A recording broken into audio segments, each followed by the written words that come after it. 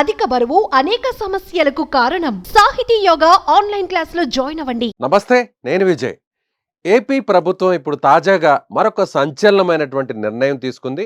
ముఖ్యమంత్రి చంద్రబాబు నాయుడు ఆయన ఒక ప్రకటన కూడా చేశారు. అంటే ఇక మీదట ఆంధ్రప్రదేశ్లో జరగబోతున్నటువంటి స్థానిక సంస్థ ఎన్నికల్లో పోటీ చేసేటువంటి అభ్యర్థులు ఖచ్చితంగా ఇద్దరు కంటే కనీసం ఇద్దరు పిల్లల్ని కలిగి ఉండాలి, ఇద్దరు సంతానాన్ని కలిగి ఉండాలి. అంతకు మించి ఉన్నా కూడా ఎలాంటి ఇబ్బంది లేదు. సో అక్కడ అభ్యర్థులు అర్హత ఏంటి అంటే ఖచ్చితంగా పోటీ చేసేటువంటి అభ్యర్థులకు ఇద్దరు సంతానం ఖచ్చితంగా అనేది కనీసంగా ఉండాలి అనేటువంటి ఒక నిర్ణయాన్ని అయితే చంద్రబాబు నాయుడు ప్రభుత్వం తీసుకోబోతుంది. దీనికి సంబంధించి మీడియా సమావేశంలో కూడా ఆయన ఒక ప్రకటన కూడా చేశారు. గతంలో ఇదే ఆంధ్రప్రదేశ్లో ఒక నిర్ణయాన్ని అప్పటి ప్రభుత్వం తీసుకుంది. ఏ నిర్ణయం అంటే కనీసం అంటే ఇద్దరు కంటే ఎక్కువ సంతానం కలిగి ఉంటే, ఇద్దరు కంటే తక్కువ ఉంటే అర్హులు, ఇద్దరు ఉన్నా కూడా అర్హులు. కానీ ఇద్దరు కంటే ఎక్కువ ఉంటే, ముగ్గురు పిల్లలున్నా లేదంటే నలుగురు పిల్లలున్నా ఆ పైన ఎంతమంది ఉన్నా కూడా అనర్హులుగా గతంలో ఇదే స్థానిక సంస్థ ఎన్నికల్లో అభ్యర్థులకు కొన్ని కండిషన్స్ అయితే తీసుకొచ్చింది ఏపీ ప్రభుత్వం. ఇప్పుడు తాజాగా ఆ నిర్ణయాన్ని వెనక్కి తీసుకుంటూ మరొక కొత్త చట్టాన్ని కూడా తీసుకురాబోతుంది. అదే ఏంటంటే ఇకపై జెడ్పీటీసీగా, ఎంపీటీసీగా, సర్పంచ్గా పోటీ చేసేటువంటి క్యాండిడేట్స్ అభ్యర్థులు, అది పురుషులైనా సరే లేదంటే మహిళలైనా సరే, ఎవరైనా సరే ఖచ్చితంగా వారికి వివాహమై ఉంటే, వివాహమై వారికి సంతానం ఉంటే ఆ సంతానం కూడా కనీసం ఇద్దరు పిల్లలన్నా ఉండాలి. ఇద్దరు కంటే ఇంకా ఎక్కువ ఉన్నా కూడా ఇకపైన ఎలాంటి ఇబ్బంది ఉండదు. వారు అనర్హులు కాదు, అర్హులుగా నిర్ణయం తీసుకోబోతుంది. సో కనీసం ఇద్దరు పిల్లలుంటేనే స్థానిక సంస్థల ఎన్నికల్లో పోటీకి అర్హత కల్పిస్తూ చట్టం తెస్తామన్న సీఎం, జనాభా పెంచేందుకు ప్రోత్సాహకాలు ఇస్తామని వెల్లడి, టోటల్ ఫెర్టిలిటీ రేట్ అంచనాలు ప్రమాదకరంగా ఉన్నాయన్న చంద్రబాబు. అంటే ఇప్పుడు జంట ఎవరైతే పెళ్లి చేసుకున్నటువంటి జంట ఉన్నారో, భార్యాభర్తలు ఉన్నారో, వారికి కలిగేటువంటి సంతానం విషయంలో ఆ సంతానానికి సంబంధించినటువంటి ఫెర్టిలిటీ రేషియో చూస్తే చాలా డేంజర్గా ఉంది. అంటే ఏపీలో ఇప్పుడు జనాభా సంఖ్యను పెంచాలి అనేటువంటి ప్రయత్నాన్ని అయితే ప్రభుత్వం చేస్తుందనే చెప్పాలి.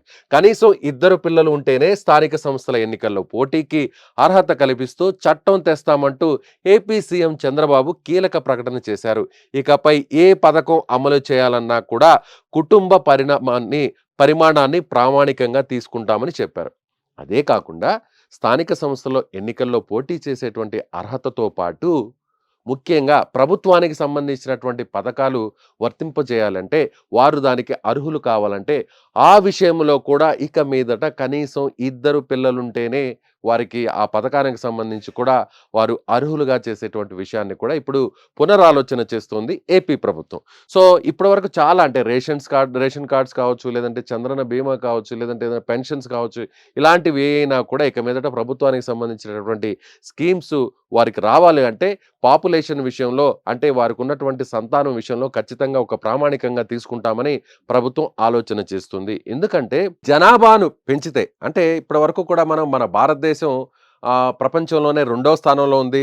అదేవిధంగా మన రాష్ట్రంలో కూడా జనాభా పెరుగుదల విపరీతంగా ఉంది. కాబట్టి అప్పుడున్నటువంటి అంటే 1990 నాటి టైంలో ఆ నిర్ణయాన్ని తీసుకొచ్చింది. అంటే ఒకరైతే ముద్దు, ఇద్దరైతే హద్దు, ఇద్దరు పిల్లలైతే హద్దు అనేటువంటి ఒక నినాదాన్ని అప్పుడు ఏపీ ప్రభుత్వం తీసుకొచ్చింది. అంటే జనాభా ఎక్కువగా పెరిగిపోతుంది, వారికి అవసరమైనటువంటి పథకాలు కావచ్చు, లేదంటే వారికి అవసరమైనటువంటి ఇతర అవసరాలు కావచ్చు, ఆ స్థాయిలో ప్రభుత్వం అందించాలంటే ఇబ్బంది. కాబట్టి దేశ జనాభా కూడా విపరీతంగా పెరిగిపోతుంది. దాన్ని కొంతవరకు తగ్గించాలనేటువంటి నిర్ణయంతో ప్రభుత్వాలు అప్పుడు నిర్ణయం తీసుకున్నాయి. కానీ ఇప్పుడు జనాభా రేషియో విపరీతంగా పడిపోతుంది కాబట్టి మరొక నిర్ణయాన్ని తీసుకురాబోతుంది ప్రభుత్వం.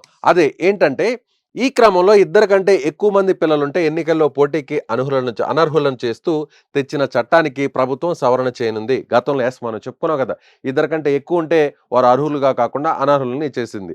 ఆ చట్టాన్ని ఇప్పుడు సవరించి 2026లో రాష్ట్రంలో ఒక జంటకు సగటున 1.51 మంది జన్మిస్తే టోటల్ ఫెర్టిలిటీ రేట్ టిఎఫ్ఆర్ ప్రకారం, సో 2051 నాటికి, అంటే ఇప్పుడున్నటువంటి గణాంకాలను బట్టి చూస్తే 2051 నాటికి చూస్తే అది 1.07కు తగ్గిపోతుంది. అంటే ఇప్పుడున్నటువంటి పరిస్థితి చూస్తే ఒక జంటకు ఒక తల్లిదండ్రులకు 1.5 అంటే ఒక బాబు లేదంటే ఇద్దరు బాబులను లేదా ఇద్దరు పిల్లలను, ఒక పాప లేదా ఇద్దరు పాపలు, అలా ఇద్దరు, ఆ సంఖ్య ఒకరైతే ఒకరికే పరిమితం అవుతున్నారు ఒక జంట.